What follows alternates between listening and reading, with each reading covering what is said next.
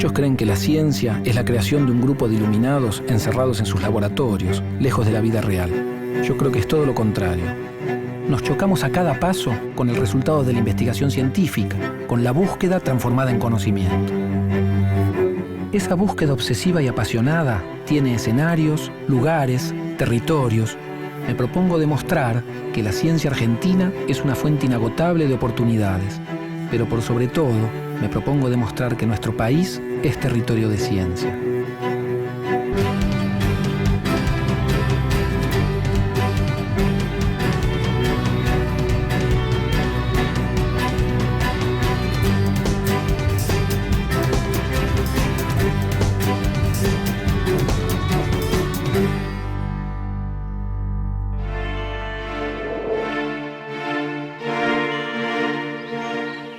¿Cuántas veces hemos escuchado decir que la Argentina fue el granero del mundo?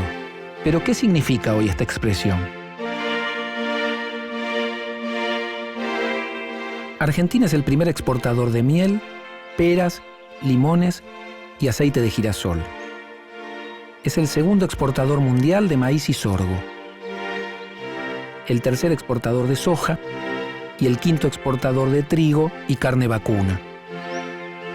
Con más de 40 millones de toneladas de producción anual, hoy el boom sojero representa el 60% de la cosecha gruesa y un quinto de nuestras exportaciones. Sin embargo, con el fin de ganar tierras para el cultivo, entre junio de 2002 y junio de 2006 se perdieron en la Argentina más de 1 millón de hectáreas de bosques nativos.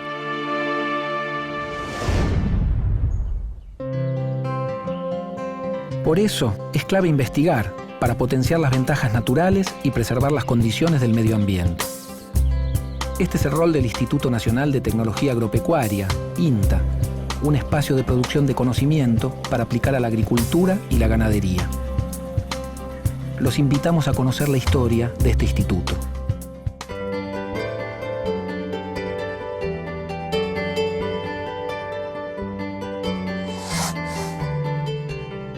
Durante la primera mitad del siglo XX, la agricultura argentina se desarrolló alrededor de 3 cultivos: trigo, maíz y lino. Ya desde el 16 había desarrollo de genética local más organizada, pero ya una cosa sistemática. Esto comenzó en el 16. Una serie de ministros más modernos, entre ellos Tomás Le Breton, que trataron de consolidar y fortalecer estos procesos de desarrollo institucional. En 1923, Le Breton contrató a Thomas Breger, un genetista norteamericano que investigó cómo aumentar la productividad del maíz. El gobierno de Alvear, el propio Le Breton renunció en 1925 y los cuadros que formó, el equipo que tenía, no logró concitar el interés del gobierno siguiente, que fue el de Irigoyen. Esto provocó una cierta impas, ¿no?, entre el periodo de los inicios de la investigación en genética y los resultados que se verán en la década del 30. En los años siguientes, las actividades de investigación en la producción de híbridos perdieron vigor y continuidad. La indiferencia política de este período puede explicarse a grandes rasgos por el mayor interés en la ganadería frente a la agricultura. Después del golpe de 1930, que coincide justamente con la crisis de los años 29-30, tenemos muchos cambios, tanto políticos como productivos en la región pampeana, y afectan sobre todo a la producción agrícola. Argentina debió esperar hasta 1935 para que se reiniciaran las investigaciones en agricultura. Recién 10 años más tarde, se registraron los primeros híbridos en maíz. Se conoce como maíces híbridos a las variedades de alto rendimiento. Estas se obtienen experimentando con la cruza de líneas especialmente seleccionadas. En la década del 40 se produce una gran caída de la producción agrícola pampeana, producto de una serie de circunstancias, ¿no? Producto del corte de los mercados internacionales por la guerra durante cierta cantidad de años, producto de cambios en los debates sobre estructura agraria, leyes de arrendamiento, congelamiento de arrendamiento, etc. Y ahí hay una movida social muy fuerte. Con el objetivo de dar una orientación científica al agro, durante el gobierno de Juan Domingo Perón, se creó el Centro Nacional de Investigaciones Agropecuarias. En la etapa del gobierno peronista ocurren cambios realmente sustanciales en el agro. Por un lado, por las políticas del gobierno justamente en torno a la cuestión social. Perón opta por razones electorales de poner todo el centro de su estrategia en los obreros rurales. Entonces, al hacer una alianza y fortalecer los sindicatos de obreros rurales, genera una ruptura muy fuerte con todo el resto de los productores, pequeños, medianos y grandes, ¿no? Porque las imposiciones de los sindicatos rurales fueron fuertes, ¿no? La bolsa de trabajo obligatoria que hacía que la gente no podía elegir sus peones, sino que tenía que tomarlo de la bolsa. La prohibición para la familia de los productores de trabajar, inclusive en las épocas de cosecha, en la propia cosecha. Los beneficios sociales que se implementan a partir de ese momento provocaron una suba bastante importante del costo de la mano de obra para los productores, que paradójicamente provocó una inversión muy alta en maquinaria. Llega a Rosario un grupo de funcionarios del IAPI, representantes del Ministerio de Agricultura, de la Embajada Inglesa, de bancos y hombres de negocios vinculados a las actividades rurales para asistir a una demostración práctica de modernos elementos mecánicos destinados a la agricultura.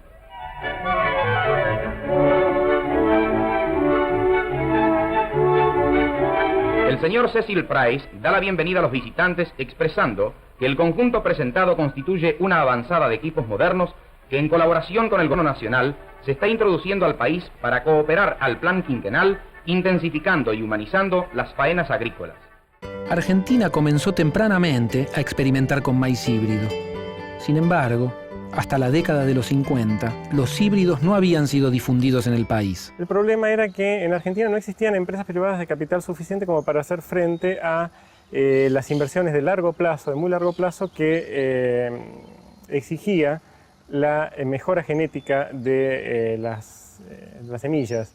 Pasaron décadas entre que se logró desarrollar la variedad, los inicios de la investigación científica, el desarrollo de la variedad y su puesta en el mercado. Por eso el rol del Estado hubiera sido fundamental aquí. El hecho de que el Estado solo hasta cierto punto acompañó este desarrollo está justamente en el origen del retraso que tuvo la Argentina con respecto a otras naciones que comenzaron en estos desarrollos al mismo tiempo casi que la Argentina. Después de la Segunda Guerra Mundial, la Argentina aportaba el 65% del maíz al mercado mundial. Pero en 1951 perdió el liderazgo frente a los Estados Unidos. Hasta la Segunda Guerra Mundial, Estados Unidos no es un exportador mundial de alimentos. Pero en el contexto como quedó ubicado en el centro de la Alianza Internacional de la Segunda Guerra, etcétera, y con una gran demanda del mercado europeo, Plan Marshall, etcétera, se abrió ya una cuestión de mercados enorme. Parte del enfrentamiento, quizá el centro del enfrentamiento con Argentina, es más allá de la cuestión con el peronismo, etcétera, del eje y todas estas cuestiones, tiene que ver con la competencia frente a la demanda de mercados mundiales. En 1956, el economista Raúl Prebisch, secretario general de la Comisión Económica para América Latina, CEPAL, presentó un informe donde describía el atraso tecnológico del sector agrario. Como solución, proponía la creación de un instituto público que promoviera entre los productores del campo las innovaciones desarrolladas en el país y en el exterior. Cuando se hace el plan Prebisch, una de las cosas centrales que Prebisch plantea es la cuestión del atraso tecnológico del sector agrícola. Y una de las cosas que se pone en el centro es la necesidad de recuperar, ponerse al día, digamos, ¿no?, con la adaptación de tecnología. Había una gran ventaja, que había habido un gran desarrollo tecnológico internacional, pero lo que hacía falta era un gran convertidor para esa tecnología. En diciembre de 1956 se creó el Instituto Nacional de Tecnología Agropecuaria, INTA, coordinado por la Secretaría de Agricultura y con una fuerte participación de las organizaciones ligadas al campo. La ley de creación de INTA lo que está poniendo en marcha es tres conceptos. Uno, que es necesario que las tecnologías desarrolladas y disponibles tenían que estar al servicio de los pequeños productores o medianos productores o de todos, digamos, las regiones. Poner a disposición tecnología al servicio del hombre de campo y de la familia de campo. Genera toda una investigación de adaptación extraordinariamente importante, y además y todo lo que es la transformación de las labores culturales de los productores, que es un trabajo de extensión muy fuerte, cambiando digamos, la capacidad tecnológica de los productores. El segundo concepto que establece la ley es la necesidad de tener una autarquía económica, o sea que el financiamiento de estas actividades no tenían que estar ligadas a vaivenes políticos, sino fundamentalmente que su financiamiento iba a ser en función de las exportaciones agropecuarias, lo cual era un incentivo para exportar o para producir y exportar. Y el tercer elemento era la cobertura territorial, o sea que el INTA tenía que cubrir prácticamente todos los puntos del país, de alguna manera también mapeando las distintas economías regionales. Durante los años 60 se logró revertir el largo estancamiento del sector agropecuario. El INTA jugó un papel crucial en este proceso. En 1968 contaba con más de 200 agencias de extensión rural, 925 profesionales y alrededor de 3.400 trabajadores. Las agencias de extensión eran fundamentalmente bocas de información al productor sobre tecnologías de implantación, semillas, publicaciones, en fin. Entonces se arma todo un gran motor para ese tipo de cosas. Esta vocación por cubrir todo el país es quizá una de las fortalezas más importantes del INTA en términos de generar los buenos diagnósticos tecnológicos que mencionamos antes y en términos de generar información para los mejores senderos tecnológicos para el futuro. Acá empieza a haber una relación mucho más virtuosa entre lo público y lo privado. Lo público se expande, consolida, apoya, hace los desarrollos que el sector privado no está en condiciones de hacer y al mismo tiempo genera condiciones para que las compañías internacionales, en este caso de semillas, etcétera, también encuentren condiciones y los semilleros locales, que en esa época jugaron también un gran papel. Para consolidar el papel del INTA, fue muy importante la creación, en 1969, de la Escuela de Graduados en Ciencias Agropecuarias. Participaron de esta iniciativa las universidades de Buenos Aires y La Plata. Esta escuela para graduados funciona en Castelar, funciona en una de las sedes del INTA, con una base edilicia y una base de equipamiento de laboratorio muy sólida. Esa escuela para graduados inicia estudios en economía agraria, en estadística, en suelos, y es un emprendimiento de características revolucionarias para la época en Argentina, porque no había mucha conciencia de la necesidad de posgrado en la Argentina en la década del 60. En este sentido, podría decirse que el INTA pasa a ser un poquito pionero a nivel nacional, junto con otras instituciones. El aporte del INTA fue especialmente importante en la producción de trigo. En paralelo, se comenzó a promover el uso de tecnologías de protección del medio ambiente. En Argentina, el mayor periodo de desarrollo de los trigos, está toda la incorporación de las primeras medidas, digamos, a través de tecnología de conservación, es donde empieza realmente una conciencia de conservación. ¿Qué fue la Revolución Verde?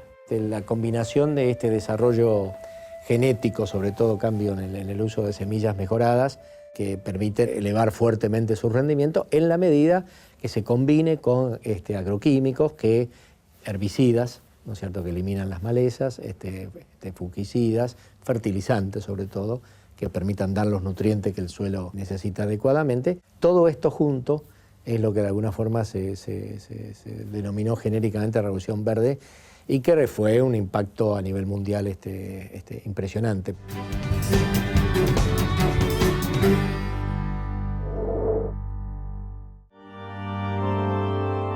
La aftosa es una enfermedad ocasionada por un virus que afecta al ganado vacuno. Esta enfermedad ocasionó pérdidas importantes desde comienzos del siglo XX. Un avance fundamental en la prevención de este mal tuvo como protagonistas a científicos del INTA. ¿Cómo participó el INTA en la erradicación de la fiebre aftosa? El INTA ya en la década del 70, comienzos del 70, comienza a plantearse la necesidad de desarrollar una vacuna con mayor capacidad de proteger el ganado. Si bien la vacuna que existía tenía cierta eficacia, no era suficiente, sobre todo para un país con la extensión de Argentina y con la cantidad de cabezas de ganado. Esta vacuna, le decíamos, con formulación INTA, pues de una fórmula desarrollada acá en nuestro laboratorio. Y gracias a este instrumento se pudo montar después una campaña conjuntamente con el SENASA que logró, después de muchos años, poder erradicar la enfermedad del país. Comunicado número 1 de la Junta Militar. Se comunica a la población que a partir de la fecha el país se encuentra bajo el control operacional de la Junta Militar. El 24 de marzo de 1976 se produjo el golpe militar que derrocó al gobierno de María Estela Martínez de Perón. A partir de ese momento, muchos de los científicos y técnicos del INTA se vieron obligados a dejar la institución y el país.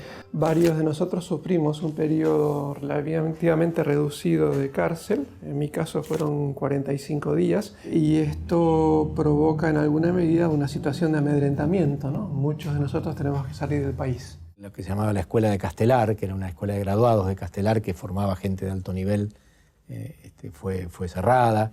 O sea, hubo toda una persecución ideológica y política realmente clara sobre los cuadros.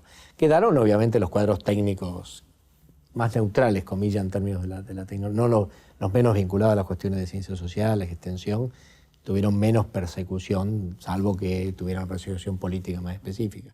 El nuevo rumbo económico que impuso la dictadura reorientó las tareas del INTA hacia la investigación básica. Esto hizo que los productores locales perdieran la asistencia del INTA y quedaran relegados en el mercado local frente a las grandes empresas transnacionales. Hubo un cambio de filosofía en ciertos aspectos, no solo en Argentina, en el mundo, donde las empresas se acercaron o los grupos de investigación se acercaron a las empresas y comenzó a aparecer una figura que se llamaron convenios de vinculación tecnológica, donde las empresas financiaban proyectos que eran de interés para el país. También hubo cambios en todo el tema del manejo del presupuesto, ¿no es cierto?, del INTA, que fue achicado fuertemente. De hecho, la sociedad rural, que es parte del consejo directivo del INTA, propuso privatizar el INTA. A ese nivel llegó la cuestión. No se aprobó, pero estuvo a punto. Con el retorno a la democracia, a fines de 1983, se creó la Secretaría de Ciencia y Técnica, CECIT. Para ocupar la presidencia del INTA, se eligió un hombre con experiencia en la institución, el ingeniero Carlos López Aubidet.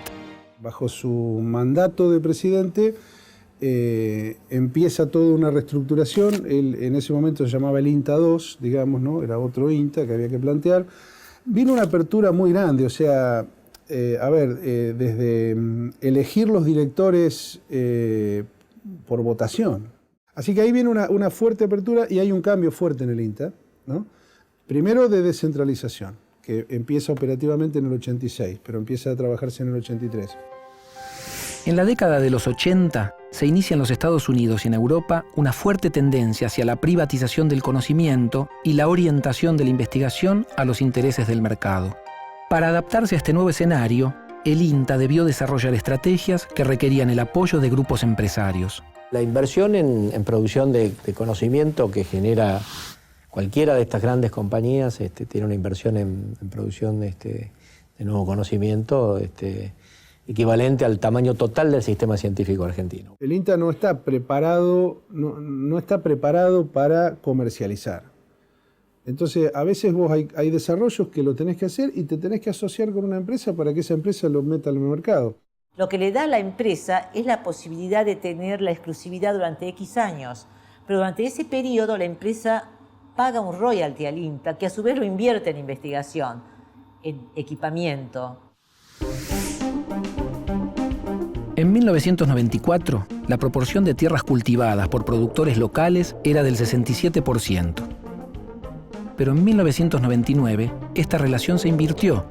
Solo el 37% de los cultivares era propiedad de productores nacionales, contra un 63% en manos de capitales extranjeros. En sintonía con la aplicación de políticas neoliberales, el INTA fue perdiendo su autonomía y su presupuesto, seriamente recortado, pasó a depender del Tesoro Nacional. El INTA pasa periodos de mucha penuria y esto genera en las instituciones de investigación un cambio en la estructura presupuestaria. Se pasa a gastar mucho más en salarios para no echar tanta gente y mucho menos en gastos operativos. Esto, como usted sabe, resiente la calidad de la investigación. El INTA trata de capear este temporal obteniendo recursos de otras instituciones y generando en alguna medida alianzas institucionales, que me pareció como esfuerzo extremadamente interesante. La década del 90 fue una década dura. La dureza nos permitió quizás abrirnos más hacia otras fuentes. Esa parte diríamos que fue positiva porque realmente tuvimos una apertura hacia CONICET, hacia las universidades y hacia las empresas bastante más acentuada que en los casos en que uno tiene una cobertura económica muy importante, con mucho personal. Bueno, eso nos enseñó quizás a también interrelacionar fuertemente con el exterior, que fue un tremendo aprendizaje. Pensá que en los 90 los pequeños productores se los pensaba como asistencia social, digamos, ¿no? Había que mantenerlos con asistencia, no pensando que podían ser un factor de producción, digamos, ¿no? Un elemento productivo. Y por eso tampoco hubo ninguna política. Las políticas que hubo fueron de clientelismo también en ese sector. La forma en que reacciona el INTA frente a esta dinámica de globalización es subirse a la internacionalización de la tecnología, siendo un excelente proveedor de servicios. En la década del 90, como producto de toda esta idea de la destrucción del Estado, por lo menos de una minimización total, fue realmente una de las entidades muy vapuleadas. Se la redujo fuertemente el presupuesto, durante muchísimos años no hubo entrada de personal, tal así que hoy el personal del INTA está muy envejecido, o estaba muy envejecido, y entonces redujo, no tenía ni siquiera capacidad operativa para muchas de las actividades de extensión, no había para sus vehículos, no había nafta, no había las cosas más básicas. La Administración Nacional en el año 90 es cuando se arma la racionalización. El INTA cierra las puertas el 30 de diciembre y las abre el 1 de febrero con el 30% del personal. O sea, fue cerrarlo al INTA y aparecer con otra estructura. O sea, fueron cosas muy traumáticas, muy dramáticas. Justamente por ese espíritu altísimamente corporativo que tiene, ¿no? Que a pesar de eliminar casi el 60% de su personal, se abroquela, continúa y sigue. La gente que trabaja a campo, el que hace el alambrador, el podador, el que te maneja el tractorcito, el que cuida los bichos, de todo, te riega, son generalmente gente del pueblo, que se han agrupado. Entonces ahí es como que el INTA en eso le ha dado una contención familiar. Eso es un elemento que ha dado esta continuidad que te digo, o de esta camiseta INTA que tiene mucha fuerza. Desde mediados de los años 90, el INTA jugó un papel crucial en la adopción masiva de variedades transgénicas de soja, maíz y algodón. Esto significó un aumento decisivo en el volumen de la producción. Si bien todas estas variedades fueron desarrolladas por empresas multinacionales, el INTA hizo importantes aportes, sobre todo en el desarrollo de los procesos de adaptación a las diferentes regiones del país. La cadena de la soja, la cadena del algodón, la cadena de caña de azúcar, y lo que es importante es la productividad de eso. O sea, es como que tomás un cultivo, independientemente de lo que hay en el suelo e independientemente de lo que le cause a la sociedad, lo que vale es la productividad. Ahora, esa es la etapa que te diría la máxima, que fue muy típica, que es la máxima expresión a nivel de toda la sociedad del 90, que es acá lo que vale es la rentabilidad. Y si eso implica 200.000 pequeños productores debajo de la línea de competitividad, bueno, lo lamento, serán reemplazados por la soja o por cultivos altamente rentables. Cuando se creó el INTA, la producción de granos era de 15 millones de toneladas. Hoy el promedio supera los 72 millones anuales. Si nosotros nos hubiésemos avivado, perdónenme la expresión más coloquial, este incremento tremendo de la producción, cuyo impacto a nivel del chacarero, a nivel del consumidor, a nivel de las divisas internacionales es muy importante, se hubiera anticipado tal vez 5, 8, 10 años. Estos son muchos miles de millones de dólares. Y esta percepción no se adquiere en alguna medida porque lo político, desde una buena óptica, pasa a obnubilar un poquitito, digamos, este proceso de percepción de qué es lo que pasa en el mundo. Las estadísticas son claras en cuanto a la relevancia del INTA en los últimos 50 años. Este instituto ha sido y es un actor esencial en los procesos de investigación, desarrollo, transferencia e innovación vinculados a las actividades agrícolas. Y deberá conservar ese lugar para que la Argentina continúe la recuperación económica en la que el campo tiene un papel protagónico.